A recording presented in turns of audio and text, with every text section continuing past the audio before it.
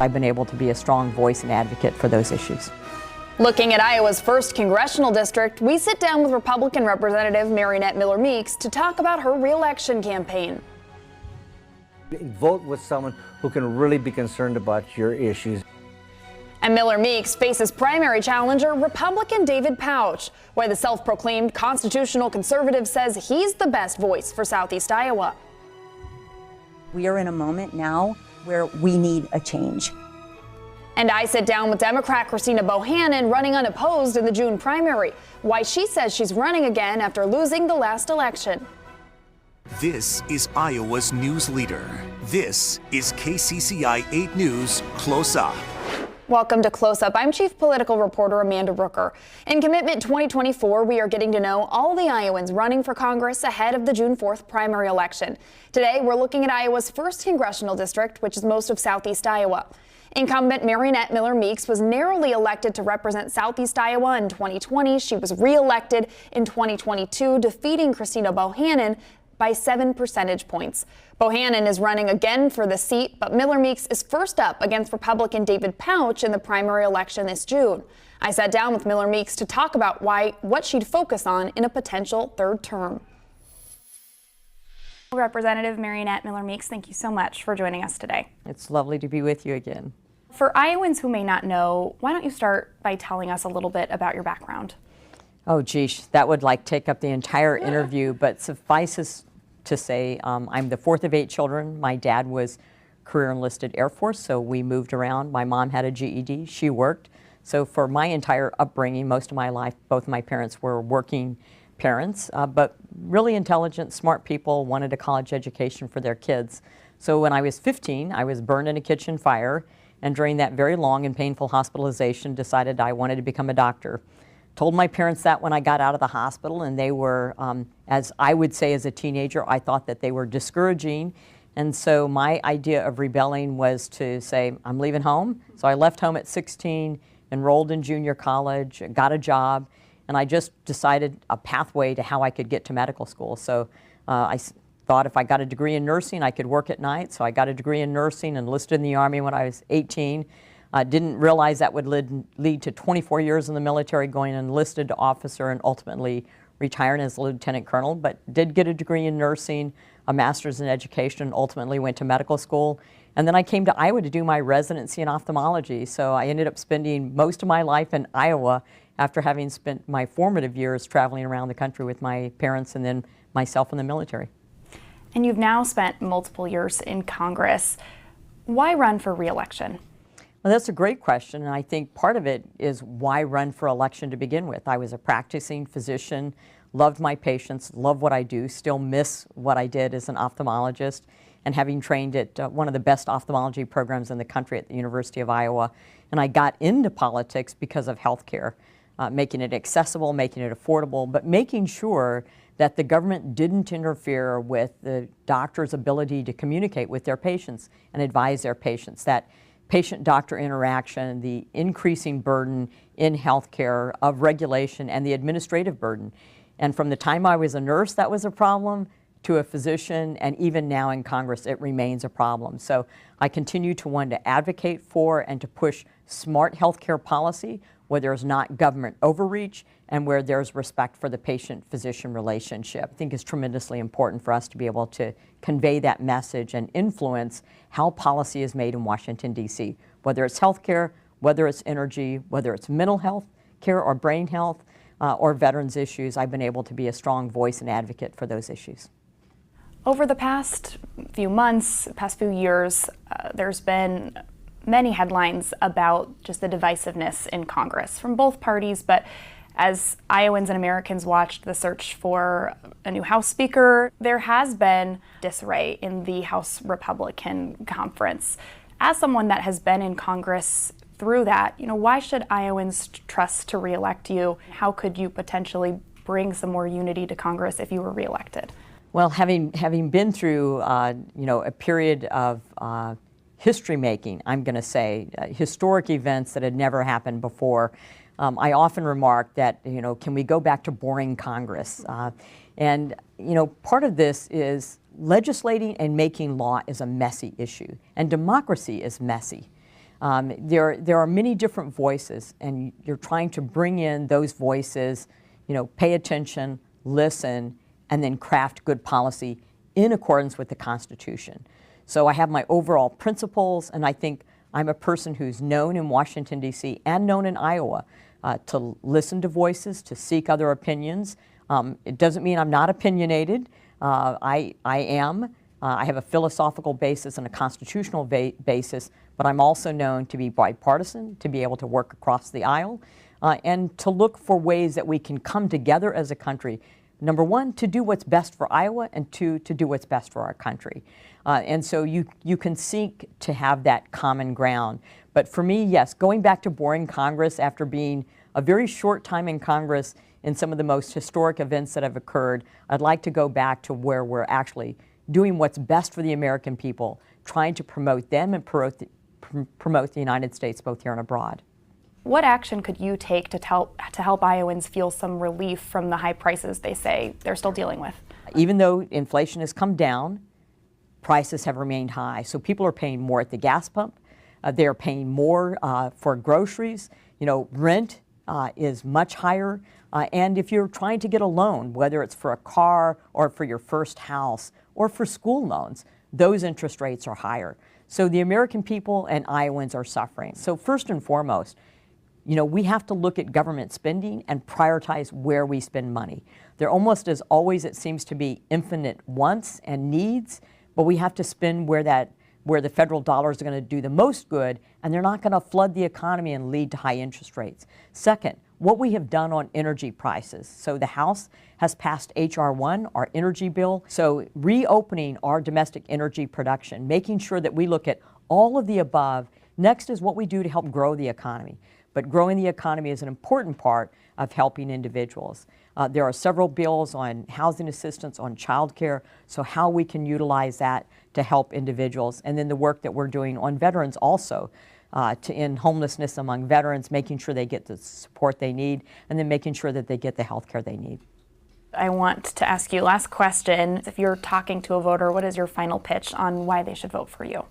I've been consistent, I've been accessible, I have been available, I listen. I'm trying to craft policy that brings down healthcare prices, addresses the high prices for their cost of living, and making our upcoming world the place where young people want to be, grow, and fulfill their potential. When Close Up returns, I sit down with David Pouch, the Republican who's challenging incumbent Miller Meeks in the primary, and our conversation with Christina Bohannon, the only Democrat in the race.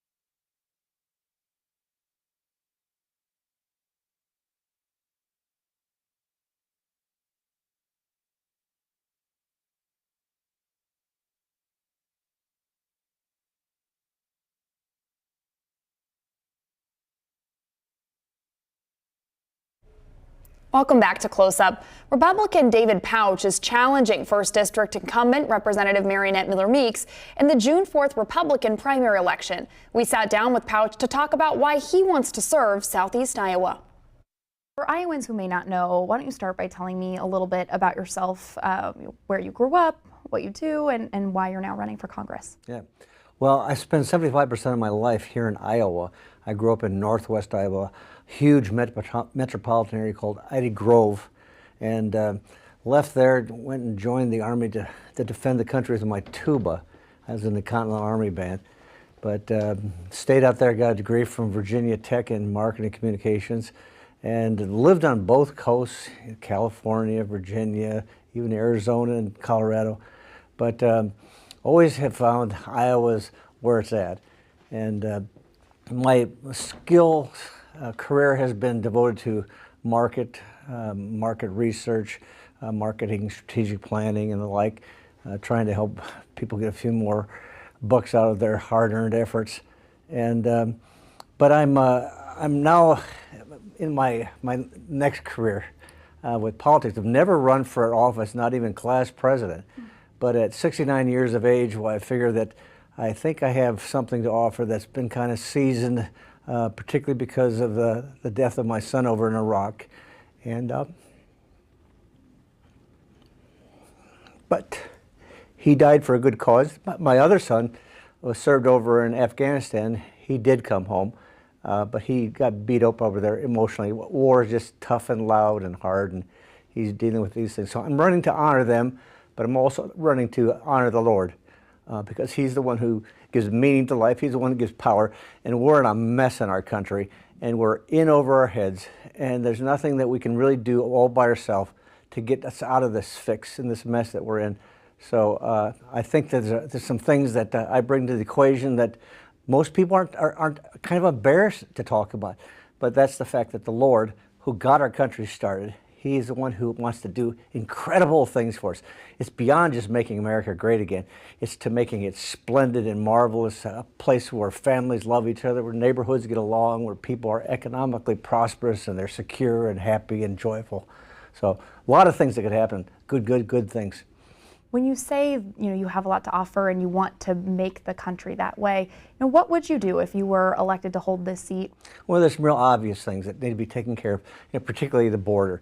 That's everyone's hot button if they're breathing. But a lot of our politicians aren't that concerned about it. Congress does have some leverage, but it takes some guts to use the leverage that they do have. It's beyond impeachment. It's time for arrests.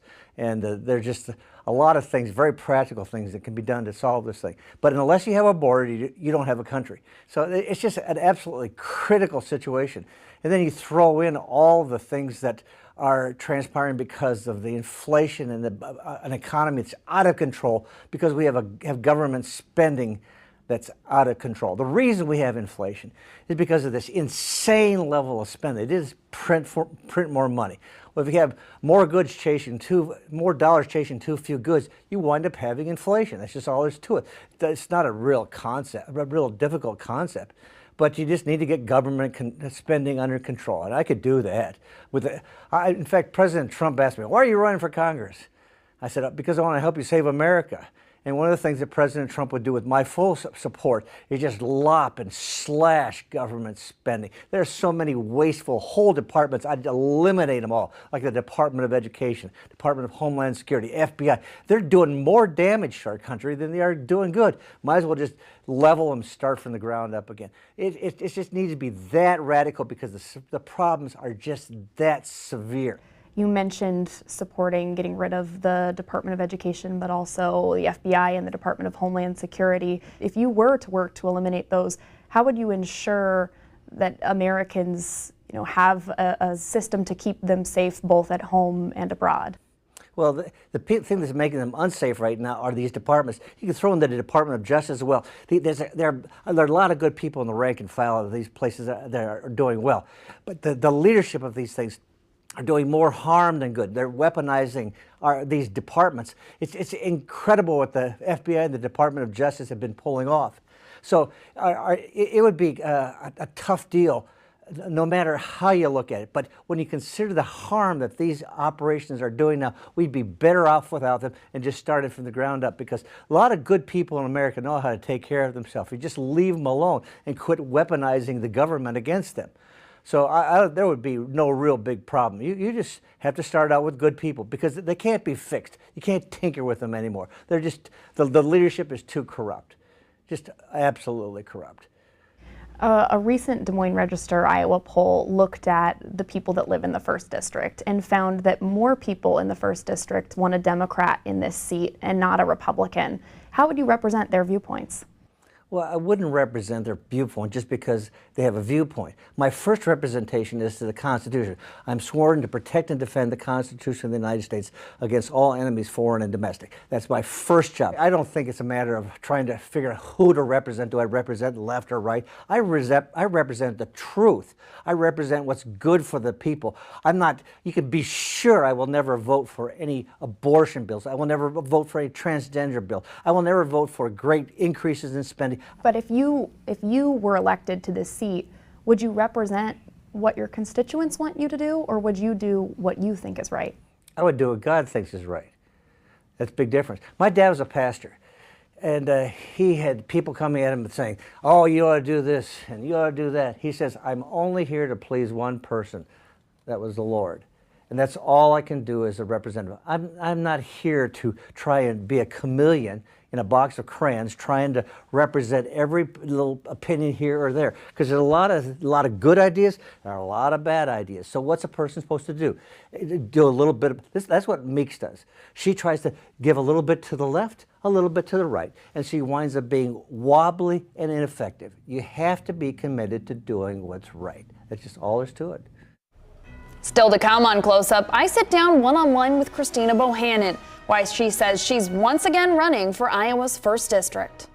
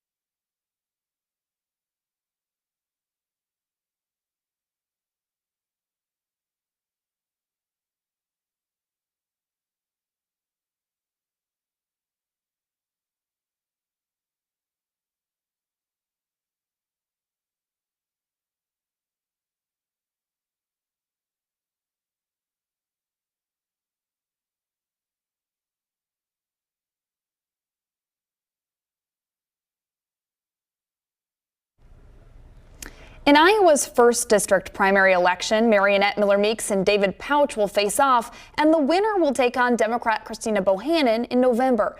I sat down with Bohannon to ask what she's doing differently in her second bid for Iowa's 1st District. So for Iowans who may not know, could you start by just sharing a little bit about yourself and your background and what you're doing now?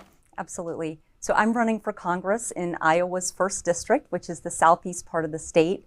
It is such an honor to be running for this position. I have just really enjoyed going out all over Southeast Iowa and talking to people about what's really happening in their daily lives.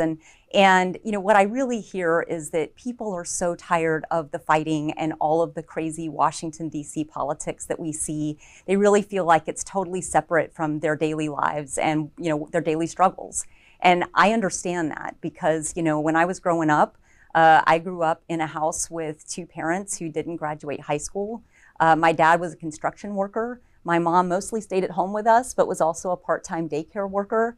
And even with working hard, you know, we kind of struggled to make ends meet.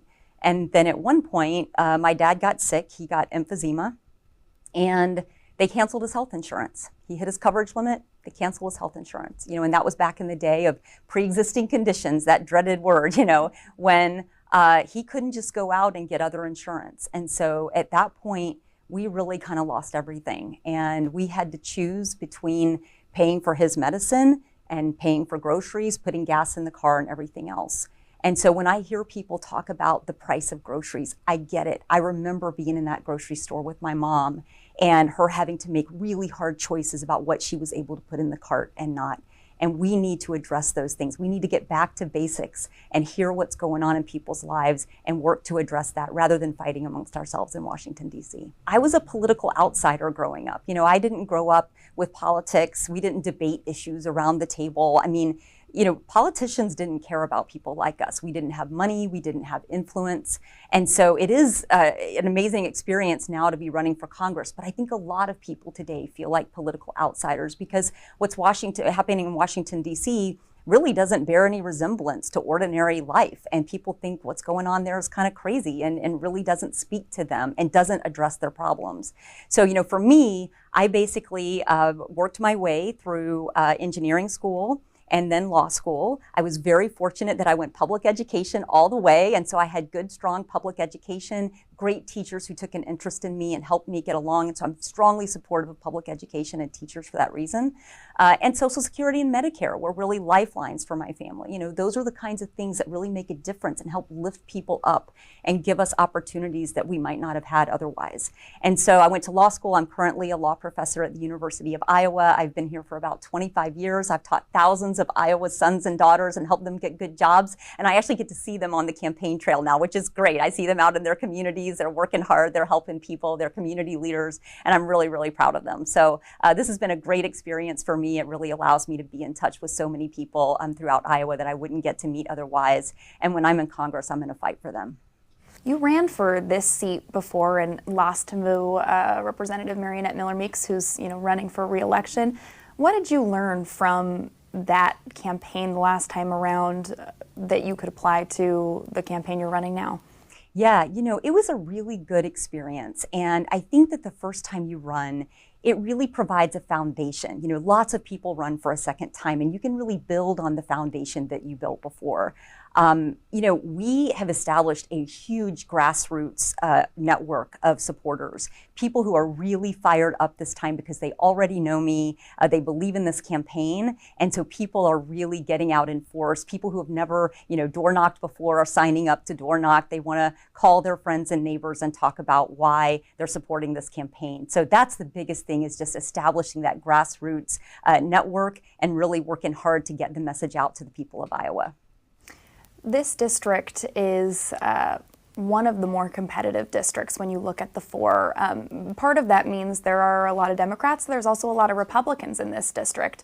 How would you work to represent people who may believe things that differ from your point of view? Yeah, that's so important. And it's something that really a lot of politicians are not doing today. And I think that's sad. I think it's wrong. I don't think that's how our country is supposed to work.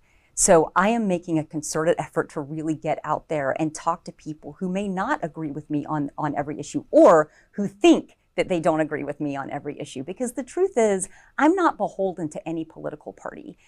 I ran against a 20-year incumbent of my own party when I thought that that person wasn't doing enough for the people of Iowa. I will always stand up to my party. I think that's one thing we see right now way too much in Washington, D.C., is that people are so beholden to their own party.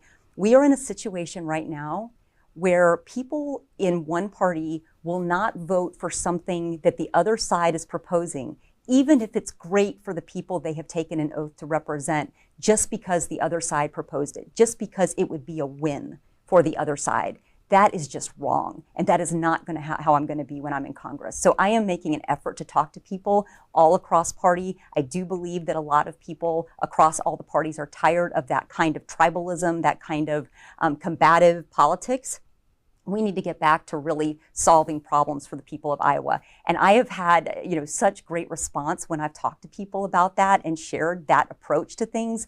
They really believe in this. And that's why we have such a strong grassroots network across all parties. I've been going to events lately where, I am talking to Republicans about issues. And the fact is that there are a lot of Republicans in Iowa who feel like their party has left them behind. They don't agree with a lot of the more extreme positions that Marionette Miller Meeks and others are taking, and they are hearing me out and agreeing with me on a lot of these issues.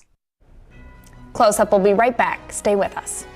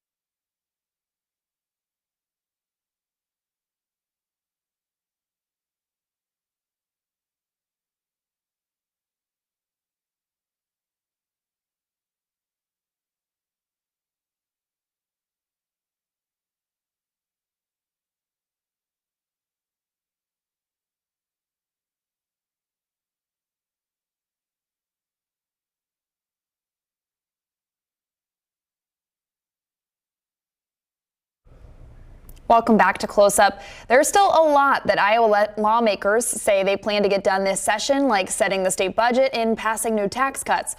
But this Tuesday marks the 100th day of session, and that's when lawmakers' per diem runs out. So that means they can choose to keep working, but they won't be compensated by the state if they do. And next week on Close Up, we'll look at Iowa's 2nd congressional district. Republican Ashley Hinson currently holds that seat. She's being challenged by Democrat Sarah Corkery. Well, thanks for joining us for KCCI 8 News Close Up. We'll see you back here next Sunday. Have a great day.